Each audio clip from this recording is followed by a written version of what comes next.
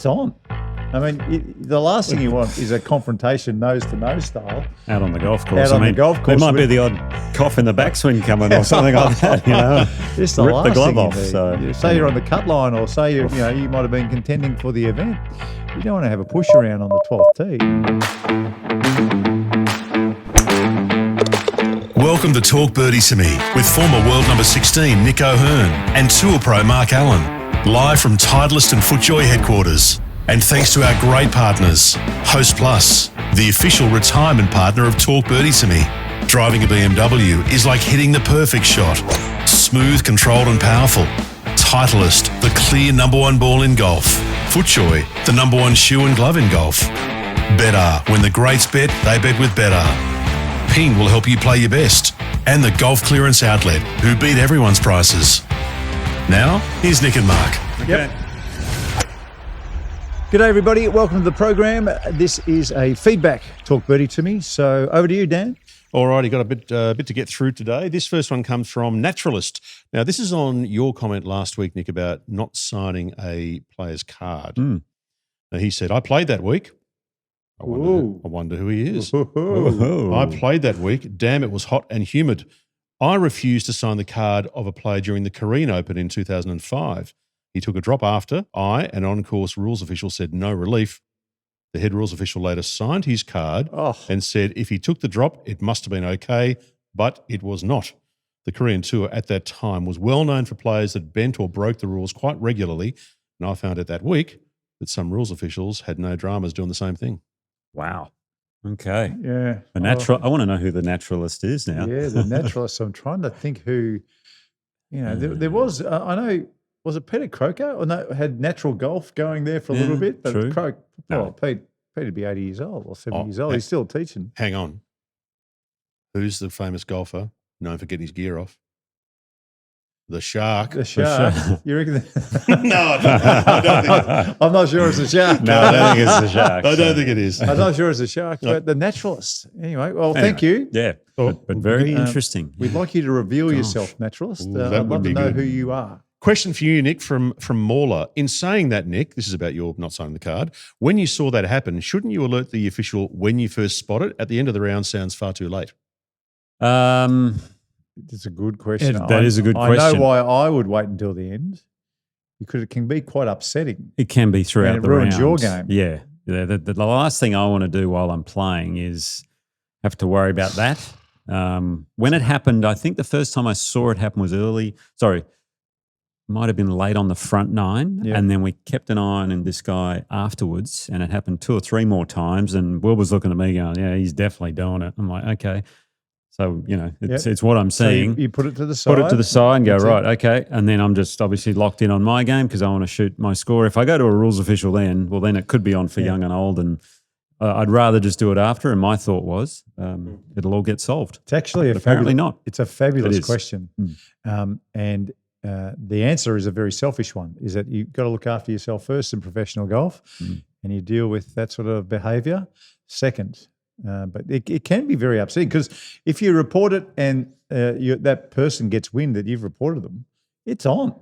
I mean, the last thing you want is a confrontation nose-to-nose style. Out on the golf course. The golf course. There might be the odd cough in the backswing coming or something like that, Just the Rip last the glove thing off. you need. So, say you're on the cut line, or say you might have been contending for the event. You don't want to have a push around on the 12th tee. Surely you guys have had a nose-to-nose confrontation at some point in your career on the course. Not on the course. No, off the course. Off the course. Afterwards. Really? Yeah. Just with how one player in particular was acting like an absolute disgrace, and I fronted him about it because he was the walking scorer, and the kid that was walking around with us just heard language that should never be heard by anyone at that age, and I let the guy know about it, and he got angry? He never spoke to me again. That's and a he win. just, looked at me and just kind of, it was never nose to nose. I was just saying, look, you need to get your act into gear because this is a joke. And he just kind of looked at me and, me to you away. Didn't understand it. Didn't say anything and just walked the other way. So I was like, really? It was the worst thing was in the locker room. We were pretty close to each other. Because of, I'm not going to, I've almost gone too far there. Because you're close. Well, close enough. You're close. It wasn't next door. Alphabetically. But alphabetically, we're in the close. same region sort of thing. So. Yeah, okay. You're in the same wing of the locker room. Jeez, Mark, it'd be so fun, Mark, for us to explore who it is and watch him squirm. Watch him squirm. Anyway. This one from Lee. Hey, guys, I've only recently discovered the podcast and I love it. Thank you, Lee. Good on you, Lee. I've been listening to your back catalogue as I walk to work each day. Mark, read your wedge distance control masterclass. Instead of trying to shorten the backswing, which will be imprecise because you can't see it, would it not be better to grip the club a little lower down, i.e. shortening it, and swing fully every time? Thanks, lads. That's Lee from Canberra. Yeah, it's a very, very good question. Now, I've tried this before with a 3-wood, just taking half an inch off. I found with my 3-wood that it was actually going further when I first cut it down because you find the center of the club a little bit more with a 3-wood. Okay. So, Lee, I contend the most benefit you get out of gripping down when you're hitting a shot less than that club goes is it affects the lie angle. And that nice bend with your arms that hang straight down and the bend of the shaft, centrifugal force tries to straighten that. So most people, when they set the club down on the ground, the toe sits up just a little bit. Centrifugal force gets the hands a little bit higher. Correct. And the sole of the club at impact is maybe a little bit heel in the air or preferably absolutely perfect. Preferably. One or the other. If the toe's a little bit in the air, it's a recipe for disaster at impact. It's going left. It's going left if you're a righty, it's going right if you're a lefty. It's a disaster. So I always contend when there will be less club head speed, there'll be less centrifugal force, and that angle will stay a lot the same. So when you do grip down the club an inch, if the toe was in the air, you'll notice that the toe won't be as much in the air. So it's a good point you raised, and I understand why you're raising it.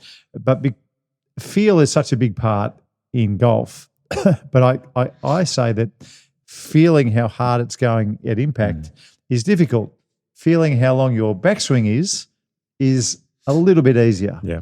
And in that masterclass last week, it's crazy. I heard Anthony Kim talking about this actually, and I think when he shortens his swing with the wedges, the ball goes further. And it's because in the end you create a different impact position and the hands are leading a little bit further. So I understand your view, but I think practically it doesn't play out that way. And I think the gripping down doesn't do much at all as far as distance control with the wedges. Not much at all. I've found, I hear your point, and I think it's definitely worth exploring. Yeah. Because I found it probably more with my 7 or 8 or 9 iron. I saw the difference in the distances, the wedges, as you say, not much, maybe because, well, I'm actually not sure why. Yeah. Personally, I don't grip down because I've never liked the feeling, but I notice players do, like Lydia Ko does it a lot. I think Matt Fitzpatrick does it a fair bit. Yeah. I think players with quite upright golf clubs are most likely to grip down. Yeah. But I think it's worth exploring. Give it a try. But personally, we prefer the length of the backswing one. I know it's a bit hard to gauge. Usually it goes further than what you think it does. Yeah. Especially with the wedges. It does go further than you think it does.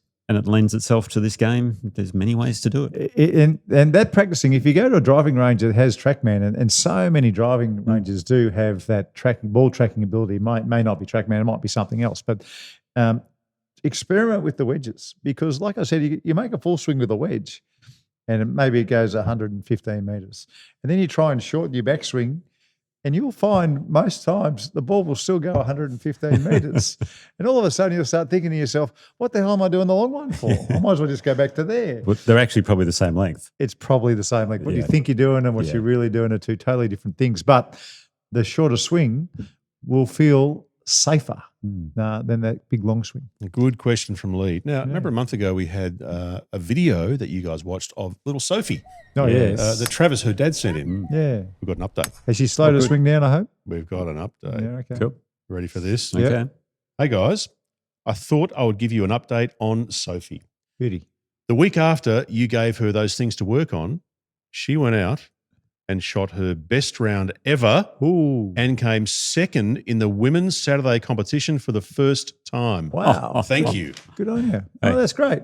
Yeah, well Well done. done. Yeah. Isn't that you know great? what you're talking about. Well done. And you did as Thank well. you. Very Appreciate good. it. No, That's brilliant. That is look, so good. they Give it were- up, Soph. The best thing about our advice, Nick, if I don't mind saying so myself, is that was all fundamentals.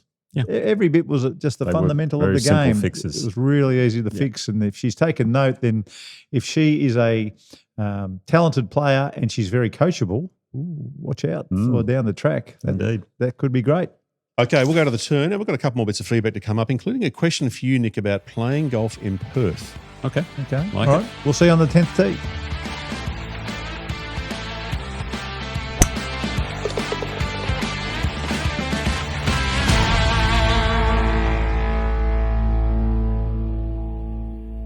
Okay, Nicholas, you must be very excited because I saw a new driver in your golf bag. New edition, the Ping G440K. Yeah. Now, every time they bring a new driver out, I'm kind of like, guys, this one works perfect for me already. But this thing goes further and straighter again. I can't miss a fairway at the moment. It's a joke. What about the look? Oh, it looks unbelievable as well. And that's the beautiful thing about all the Ping equipment is not only does it, do everything you want from a performance standpoint, but my goodness, it looks great.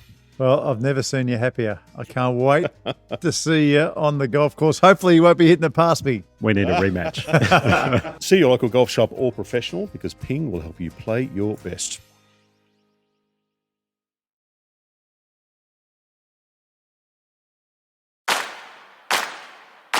From Titleist and FootJoy headquarters, this is Talk Birdie to Me. We're here for BMW, luxury and comfort for the 19th hole. Host Plus, the official retirement partner of Talk Birdie to Me.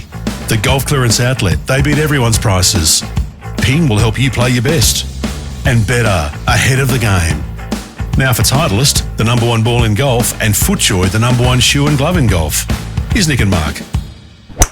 Okay, welcome back. What's this Perth story all about? Okay, this one comes from Shanked It. Nick, I've recently moved to Perth for work. Hang on. Shanked it? Shanked It. It's hard to say that name. Go on, continue. Okay, Nick, I've recently moved to Perth for work. Perth is great, but it's very windy, really, really windy, just about every single day. 3 or 4 days a week, the gusts are 20 to 25 knots. Wow. Golf-wise, given that you grew up here, but in general, is learning to play in high winds good or bad for a developing golfer? Clearly, you learn to hit low shots, but for the PGA Tour, where the high shot is at a premium, is it good or bad to learn in winds like this? Very good question. It can be off-putting. The one thing I always found when you do play a lot in high winds is your fundamentals quickly get out of whack. Like if you're hitting into strong breezes, what tends to happen is you start leaning at your setup. You're leaning forward because you're trying to keep the ball a little lower. So you have to work on your fundamentals a fair bit. I found it only personally for me helped my game because it made me get very creative and have to think about all these different shots that I had to hit. I can use the wind on occasion and I can ride it in there or I can fight it and things like that. So I actually think it's a benefit to have a more all-rounded game. If you play in dome-like conditions, you tend to be very one-dimensional. So I think it'll only help. I can remember you talking about trying to improve your swing, and one of your drills was just trying to hit long irons a lot higher, and that Into the helped. wind without the wind affecting it. Yeah, go into that a little bit because Well, that was I about always taking find those spin off things the ball. interesting. Yeah. So one of my bad things about my golf swing early on was I was very narrow into the ball, quite steep. So I put a lot of spin on it and it would just flare up into the wind. Now, my coach, Neil Simpson, he said, look, best way for you to flight your ball better is to come in a lot wider or a lot shallower. So I really don't take much of a divot even these days. with the long iron.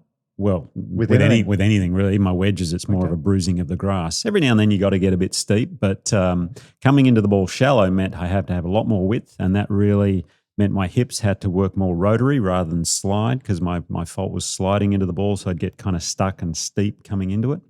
So it makes you be a little bit taller, keeps the club wider, a lot shallower, and less spin on the ball into the wind's a great thing. Now, you need to create a bit of spin, well, you come in a bit steeper. That's not an issue at all as well. So teaches you various things. Interesting, just on that, talking to Richie Smith about Minwoo Lee, and, he was very much had the club leaning forward. The A kid lean. from Perth, mind you. And one of the things that Richie's got him do is trying to hit the ball as high as he could. And he knew that his head would be going backwards a little bit, but there's a couple of kids from Perth who have learnt to hit the ball the other way. And I imagine you've got both those tricks in your bag. Yeah, So you can do both. you can do both. You That's can right. get caught up by coming in too steep when you are in windy conditions, so you just got to keep an eye on it.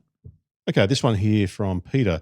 Guys, listening to you talking about players switching putters for the last round, how often do pros swap clubs between rounds when playing in a tournament? And why isn't the rule that what you use on Thursday, you have to use all the way through to Sunday?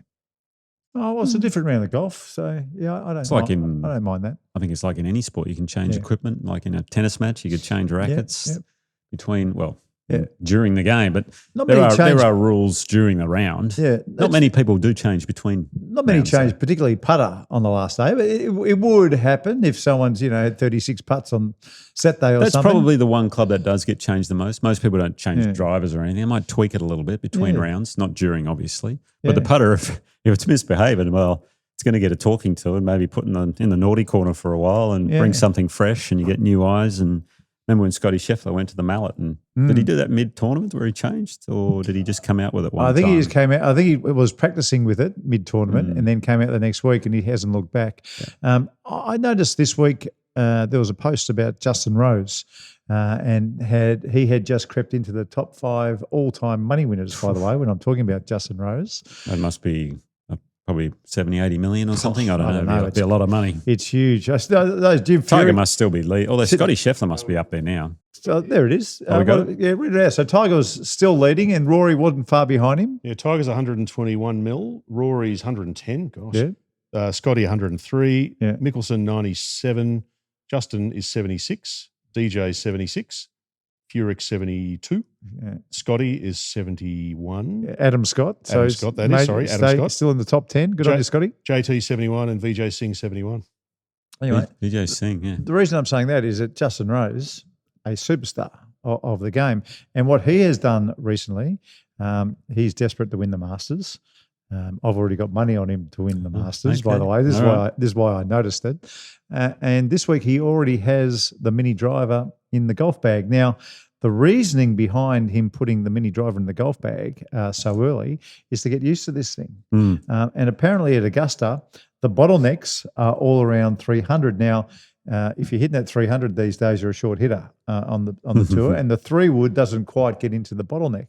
So someone like Justin, he's already got clubs in the bag for 4 weeks' time or 3 weeks' time in preparation. Yeah. So that happens probably more often than mid-week where you go, this isn't working, I want, all that planning is already done. Yeah. So, players do it differently. I'm very excited about Justin Rose already thinking about Augusta. It's good, isn't it? He's lost a couple of playoffs at the Masters, at least definitely one. He's definitely last year, but definitely lost one. He's come second a few times. Yeah, he has. I'd love him to win the Masters. Selfishly, with the just so my cards are on the table. What are the odds? It's a multi. Right? Okay. So I've put $100 on Justin Rose to win the Masters into the Brisbane Lions to win the AFL Premiership. I'll shout you a beer or two if that gets up. Because I think it's about $20,000 spin. I think the Brisbane Lions are very long shots, I would think. Oh, they've lost their first 2 games, haven't they? Yeah, that's all right.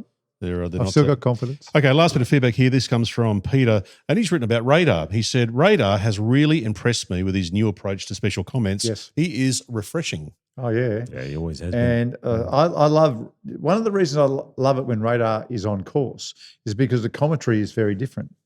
He sees so much more. He's right there.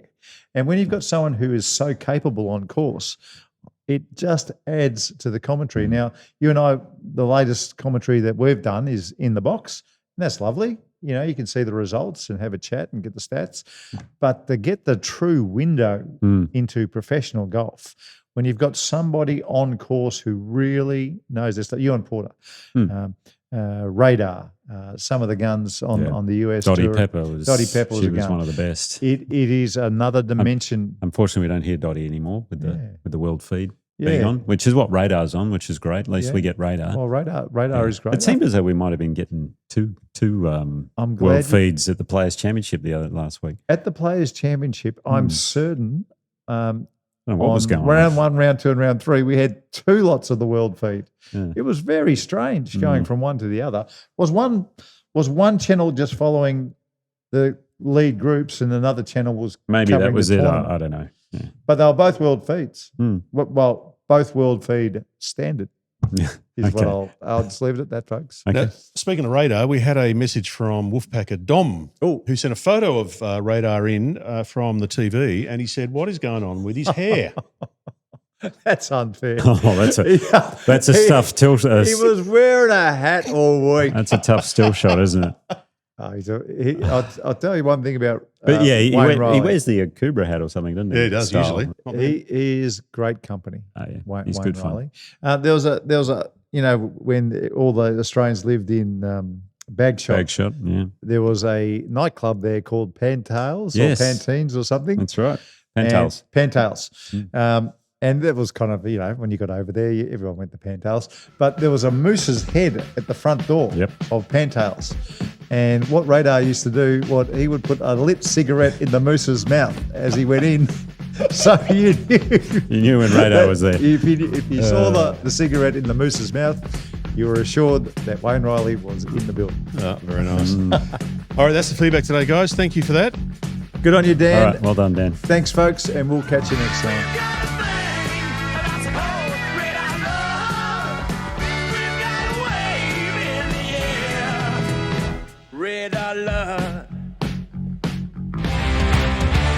Talk Birdie to Me with Nick O'Hearn and Mark Allen. Live from Titleist and FootJoy headquarters.